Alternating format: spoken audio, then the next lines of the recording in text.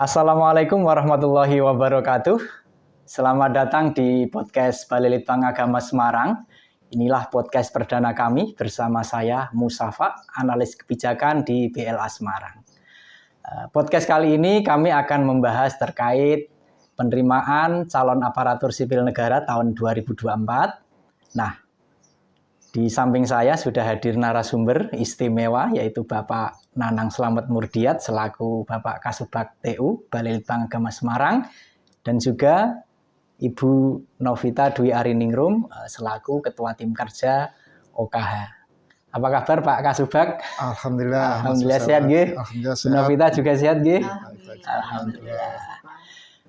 Ini kita mau ngobrolin terkait CASN. Jadi ini topik yang secara nasional sangat menjadi perhatian, menjadi isu yang sangat diikuti oleh seluruh warga, terutama bagi para fresh graduate ataupun senior graduate yang masih galau, masih menimbang-nimbang, saya ingin mengaktualisasikan ilmu saya ataupun ijazah saya ini mau saya gunakan seperti apa. Nah, saya kira tahun 2024 adalah peluang emas bagi mereka yang berniat untuk menjadi calon aparatur sipil negara, baik menjadi CPNS ataupun CP3K.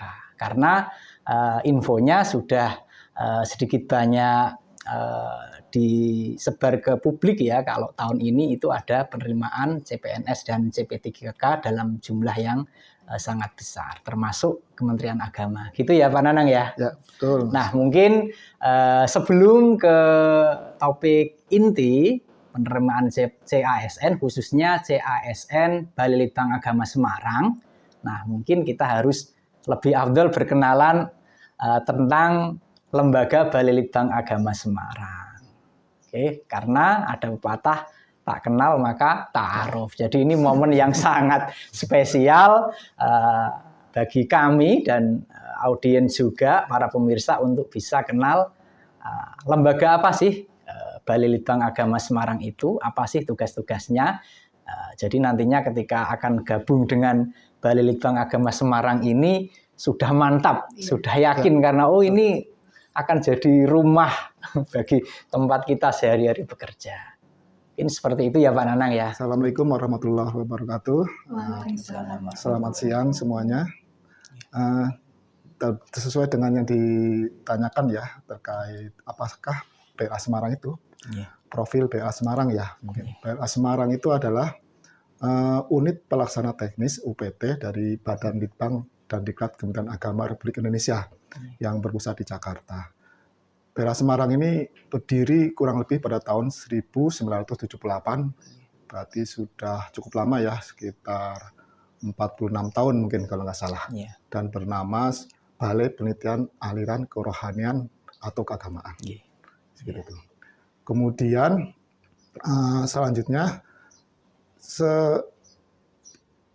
pada tahun berdasarkan KMA ya, KMA nomor 346 tahun 2004, kemudian BLA Semarang berubah nama menjadi Balai Penelitian dan Pengembangan Agama Semarang. Dan di sini memang tupoksinya sudah jelas adalah terkait dengan kelitbangan ya, penelitian dan pengembangan. Dan di tahun tersebut di samping BLA Semarang juga ada dua BLA lain di Indonesia, yaitu di BLA Jakarta dan juga di BLA Makassar.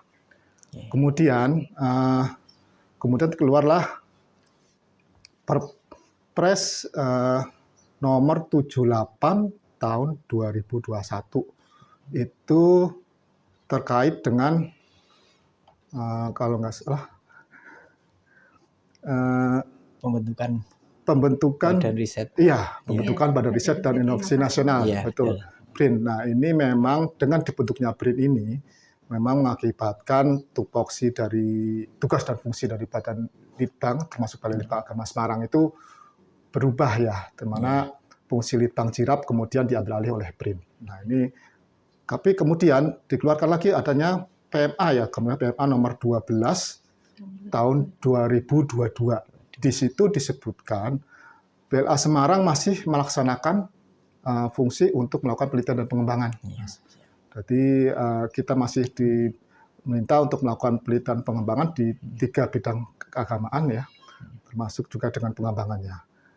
Kemudian di Perpres selanjutnya yaitu Perpres nomor yang terkait dengan 12 tahun 2003, kalau nggak salah ya, mau dikoreksi nanti ya kalau ada keliruan. Itu kemudian Perpres terkait berubahnya Badan Litbang dan Diklat menjadi Badan Moderasi Beragama dan Pengembangan SDM.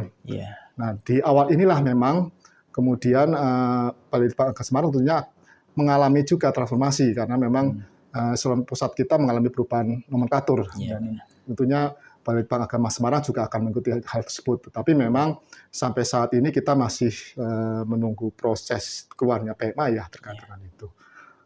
Mungkin itu sekelimut sih Mas Musa, Pak, profil dari Balai Litbang Agama Semarang, di mana posisi sekarang kita sedang menunggu terkait PMA untuk moderasi beragama di Balai Litbang Agama Semarang.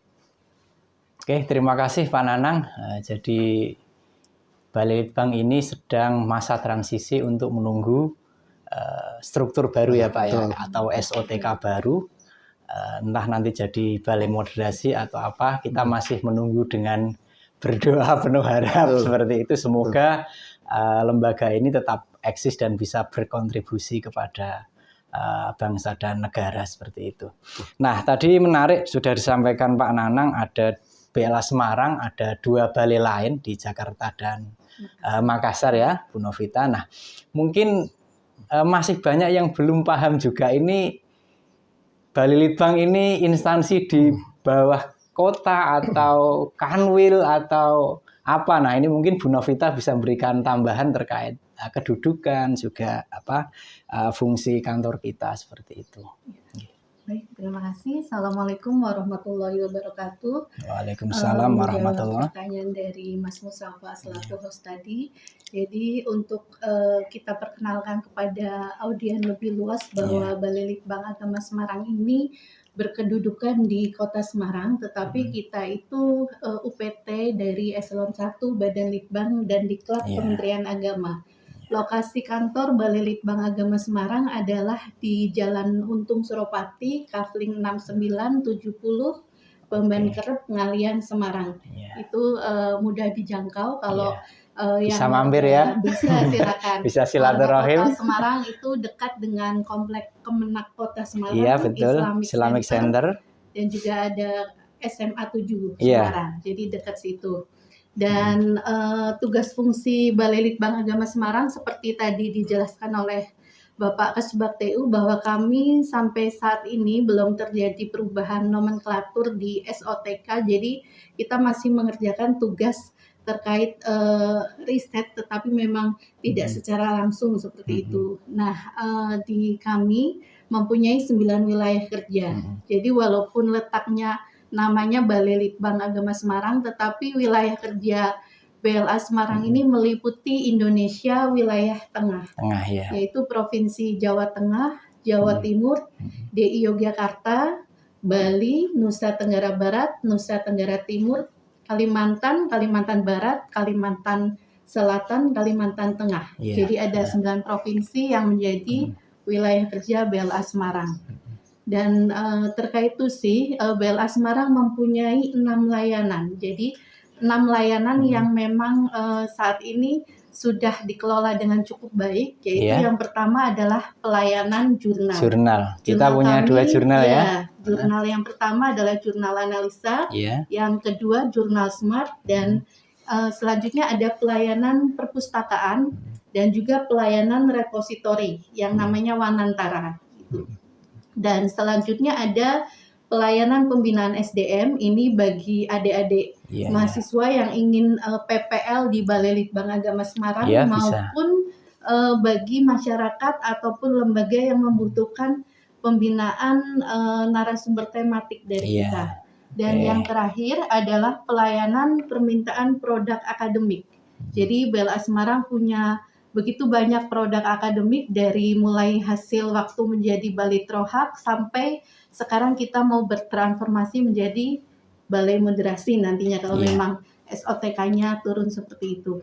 Dan menyambung tadi yang kami sampaikan bahwa kita punya 6 layanan, Balai Litbang Agama Semarang terus melakukan inovasi dan perbaikan kualitas layanannya, Mas Mustafa. Jadi alhamdulillah untuk jurnal itu sudah mendapat akreditasi Sinta 2 ya. Dua-duanya ya. Dua-duanya, jurnal analisa maupun jurnal smart.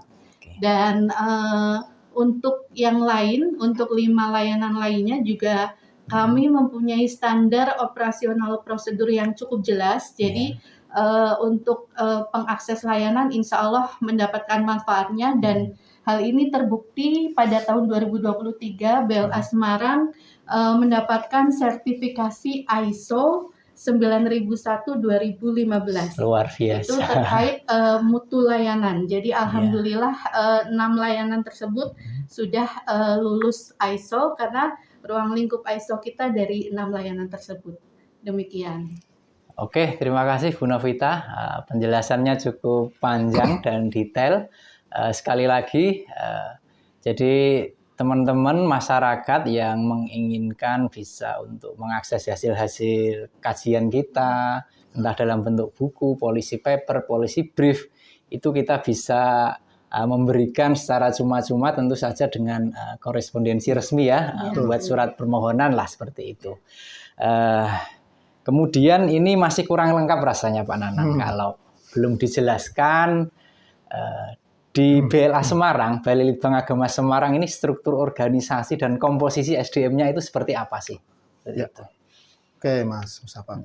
Jadi di BLA Semarang ini memang sebagai eselon 3 ya mungkin UPT daripada Litbang dan Diklat Kementerian Agama memang secara struktur mungkin cukup sederhana ya. Yang pertama di sini sebagai kepala balai adalah ada pejabat administrator yang menjadi kepala balai yang di sini dikepalai oleh Bapak Dr. Andes Muhammad Muhaimin, SAG MM, dan kemudian yang kedua ada Kasubag TU di bawahnya. Ini kebetulan saya sendiri dari Kasubag TU. Kemudian yang berikutnya kepala balai ini membawai jabatan fungsional. Kemudian untuk Kasubag TU nanti langsung membawai jabatan fungsional Pranata dan pertama serta jabatan pelaksana serta P3K. Jadi hanya seperti itu sebetulnya, memang cukup sederhana. Jadi hanya ada 2 pejabat struktural dalam ini, pejabat administrator dan pejabat pengawas di BLA Semarang. Begitu ya. Nah, ini bagian yang menarik. Meskipun BLA Semarang masih dalam masa transisi, akan tetapi kita terus melakukan proses pengembangan kapasitas SDM, baik dari sisi kuantitas maupun kualitasnya ya. Nah ini Bu Novita, mumpung juga sebagai analis kepegawaian, mungkin bisa sedikit menceritakan kondisi SDM kita seperti apa, dan ke depan ini penambahan SDM ASN kita, baik CPNS atau melalui formasi CP3K itu seperti apa di tahun 2024? Oke, terima kasih. Jadi sampai dengan bulan Juni tahun 2024 ini jumlah SDM BLA Semarang total ada 37 pegawai. Jadi sebanyak 23 diantaranya adalah PNS dan untuk P3K berjumlah 9, sisanya ada 5 non-ASN. Dengan rincian untuk kepala balai berjumlah 1 orang, Kasubag TU 1 orang, terus jabatan fungsional perencana ahli media 1 orang, perencana ahli pertama ada 2 orang, lalu analis kebijakan ahli muda 1 orang, analis kebijakan ahli pertamanya ada 6 orang, lalu ada analis pengelola keuangan APBN itu 1 orang, lalu analis kepegawaian ahli muda 1 orang, dan pranata keuangan APBN penyelia itu 1 orang, lalu ada jabatan fungsional pustakawan ahli pertama 2 orang, jabatan fungsional statistisi ahli pertama 1 orang, jabatan fungsional pranata humas ahli pertama 1 orang, jabatan fungsional prakom ahli pertama ada 1 orang dan prakom terampilnya 1 orang dan jabatan fungsional penata penerbitan ilmiah 1 orang. Itu jabatan fungsionalnya. Selain itu ada jabatan pelaksana di sini. Jadi jabatan pelaksana itu ada analis ketatalaksanaan 1 orang, lalu penyusun laporan keuangan 1 orang, analis monitoring dan evaluasi 1 orang, lalu verifikator keuangan ada 1 orang, lalu pengelola sarana dan prasarana 1 orang, dan pengadministrasi kepegawaian 1 orang. Selain itu kita masih punya non ASN tadi disampaikan. Jadi cleaning service-nya masih ada 1 orang, driver 1 orang, dan security 3 orang. Jadi sudah banyak JF-nya ya dari komposisinya ya. Karena memang kebijakan pemerintah ke depannya memang sebagian besar untuk menunjang tugas fungsi kita beralih ke JF. Tadi sebelum selesai ada juga kita punya tenaga alih daya. Jadi selain untuk menambah jumlah SDM yang belum tercover dari ASN kita. Jadi perlu diketahui ASN itu kan dari PNS dan juga P3K. Dan tadi ada non ASN, kita ada tenaga alih daya berjumlah 4 orang. Dari security itu ya. Security-nya 2 orang, CS-nya 2 orang. Jadi totalnya 37 plus 4. Jadi 41 pegawai begitu. Untuk tahun 2024 kira-kira penambahannya di formasi apa kalau sudah bisa di-sepil ke publik seperti itu? Tahun 2024 sendiri kalau boleh cerita, mungkin saya bisa cerita kebijakan secara nasional dulu ya. Ini apa Pak Nanang dulu yang menyampaikan? Boleh, monggo Pak Nanang. Jadi memang penerimaan CASN ya 2024 ini kan tidak lepas dari program nasional ya. Dalam hal ini yang menggawangi memang dari Kemenpan RB. Jadi kalau bisa saya informasikan, jadi yang disampaikan oleh Kemenpan RB itu adalah yang pertama fokus pada pelayanan dasar, yaitu untuk memperoleh tenaga guru dan tenaga kesehatan. Itu memang pelayanan dasar ya, guru dan tenaga kesehatan. Terus yang kedua adalah seoptimal mungkin menyelesaikan permasalahan tenaga non-ASN. Ini memang masih timbul banyak permasalahan kan di berbagai kementerian ya, termasuk di Kementerian Agama, bahkan juga di balai kita sendiri juga masih ada tenaga ASN yang belum selesai ya, masih jadi ada. Honorer masih problem. jadi problem. Jadi antara harapan untuk meningkat menjadi ASN ataupun yang sebaliknya, ini kan itu harus segera diselesaikan. Terus yang berikutnya, yang ketiga, yaitu merekrut talenta-talenta baru memang, yang fresh graduate. Ini memang juga tentunya diprogram oleh pemerintah, karena memang sudah banyak ya pasti ya lulusan dari berbagai perguruan tinggi maupun sekolah yang menghasilkan. Kemudian terakhir adalah mengurangi sedapat mungkin rekrutmen jabatan yang akan terdampak oleh transformasi digital. Ini memang kan ke depan kan digitalisasi kan di mana-mana, di semua bidang. Dan ini tentunya biasanya pasti akan menggerus sumber jenis pekerjaan yang selama ini dikerjakan oleh manusia, mungkin bahasanya gitu kan. Nah ini memang mengurangi betul jabatan-jabatan itu yang tidak sampai bertuburkan dengan transformasi digital itu, maksudnya seperti itu. Nah kemudian di Kementerian Agama sendiri, penerimaan CASN ini untuk tahun 2024 ini mendapatkan alokasi sebesar 110.553 orang. Cukup besar formasi ya. Terdiri dari 20.772 CPNS dan 89.781 P3K. Nah, ini memang angka yang cukup besar. Kalau di dalam persenan itu mencapai sekitar 26% dari semua instansi pusat. Pusat ya, termasuk paling gemuk ya Pak? Termasuk paling gemuk. Jadi ini informasinya memang merupakan terbesar ya sepanjang sejarah Kemenak ya. Informasinya seperti itu. Jadi memang apabila di tahun ini terpenuhi semua, ini ada kemungkinan akan dilakukan moratorium penerimaan CASN di Kementerian Agama. Seperti itu. Selama 5 tahun ke depan, informasinya seperti itu.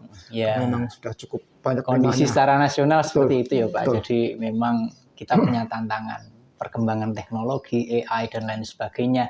Tetapi tentu kita tidak berkecil hati karena masih ada banyak peluang yang bisa kita manfaatkan. Nah, mungkin secara detailnya Bu Novita yang bisa memberikan gambaran. Baik, saya mungkin bisa tambahkan lagi untuk alokasi formasi CASN Kementerian Agama tahun 2024 tadi disampaikan Pak Nanang jumlah formasi total Kementerian Agama itu 10.553 formasi. Alokasi ini terbagi menjadi alokasi CPNS sebanyak 20.772 orang. Itu terdiri atas 13.750 CPNS teknis, 6.992 CPNS guru, dan untuk nakesnya Nakes, 0 ya. kita tahun Nakesnya 0. ini. Dan untuk alokasi CP3K-nya sendiri sebesar 89.781 orang. Ini terdiri dari 69.842 P3K teknis dan 19.437 P3K guru serta 502 P3K tenaga kesehatan. Dan alhamdulillah pada penyusunan formasi tahun ini Balai Litbang Agama Semarang mendapatkan 10 formasi total. 10 formasi Iya, ya. nah, Dari CPNS dan CP3K. Ya, untuk CPNS sendiri ada 7 alokasi formasi dan CP3K ada 3 formasi. Oke, ini bisa didengerin ya. Ini 7 formasi CPNS dan 3 formasi P3K. Ya, ini data terakhir menurut aplikasi perencanaan ASN BKN per tanggal 24 Juni. Jadi kemungkinan data Masih ini baru-baru banget ya. Betul, tapi ada kemungkinan berubah juga nanti mungkin di bagian data CP3K jadi formasi. Cuman ini masih kita masih menunggu arahan dari instansi pembina dari Biro Kepegawaian seperti itu. Terus mau tahu apa aja 7 formasi? Wah, itu harus dikasih tahu dong biar teman-teman pemirsa bisa bersiap-siap mencari ini nih jabatan apa sih, kan mungkin masih belum paham seperti itu. Jadi bukannya kita mau mendahului pengumuman ya. Jadi biasanya memang Kementerian Agama kita akan mengeluarkan surat edaran Sekretaris Jenderal Kementerian Agama berisi pengumuman seleksi CASN 2024. Dan nanti secara nasional itu juga bisa diakses melalui laman sscasn.bkn.go.id. Nah, sebelum itu mungkin saya bisa spill sedikit, tadi kan host menyampaikan gitu ya Mas Mustafa. Apa sih 7 formasi CPNS itu? Jadi dalam pengadaan CASN tahun ini tadi disampaikan bahwa yang menjadi perhatian dari mulai Presiden, Menpan RB sampai Menteri Agama itu adalah yang pertama untuk memenuhi kuota formasi digital. Jadi di Balai Litbang Agama Semarang mendapat 4 alokasi formasi digital. Itu isinya yang pertama adalah jabatan fungsional Pranata Komputer Ahli Pertama. Itu 1 formasi. Yang kedua jabatan fungsional Pranata Humas Ahli Pertama, itu ada alokasinya 2 formasi. Dan yang ketiga jabatan fungsional Statistisi Ahli Pertama, alokasinya 1 formasi. Jadi untuk yang tadi kategori digital itu latar belakang atau background pendidikannya itu bisa dari IT dari komputer, dari komunikasi. Kalau statistisi dari matematika. Jadi nanti teman-teman bisa ngecek aja secara berkala di SSCASN BKN. Dan selanjutnya kategori formasi teknis. Kita kebagian 3 formasi. Isinya itu yang pertama adalah jabatan fungsional analis anggaran. Analis anggaran. Ada analisnya Pak ya anggaran ya. Kan memang itu dapat 1 formasi. Terus yang kedua, jabatan fungsional analis kerjasama Ahli Pertama, kita usulkan 1 formasi. Tetapi jabatan ini info terbaru, kita ada semacam saran bahwa jabatan ini kalau bisa di tingkat eselon yang lebih tinggi. Nah, ini kami masih dengan perjanjian kerjasama itu. Betul. Kami masih proses negosiasi ke Biro Kepegawaian. Apakah tetap jabatan analis kerjasama atau nantinya akan digantikan. Jadi yang analis kerjasama ini masih tentatif. Jika nanti bisa digantikan, kami usulkan jabatan fungsional analis SDM aparatur ahli pertama. Alokasinya 1 formasi. Dan yang ketiga itu jabatan fungsional penata laksana barang terampil. Itu yang menangani BMN. Itu nanti barang milik 1 negara formasi. ya. Betul. Itu yang terkait 7 formasi CPNS tahun 2024. Oke, mungkin informasinya sudah jelas. Yang lowongan formasi. Kalaupun nanti ada perubahan, tetap akan diinformasikan secara resmi ya. Betul. Bisa lewat medsos Balai Litbang Agama Semarang. Yang belum mengikuti medsos Bela Semarang, itu kita punya akun Instagram, bisa di-follow @BLA Semarang. Silahkan pemirsa, mohon bantuannya untuk bisa follow, dan nanti akan diinformasikan informasi-informasi penting terkait kelembagaan ataupun terkait yang khusus CASN. Nah,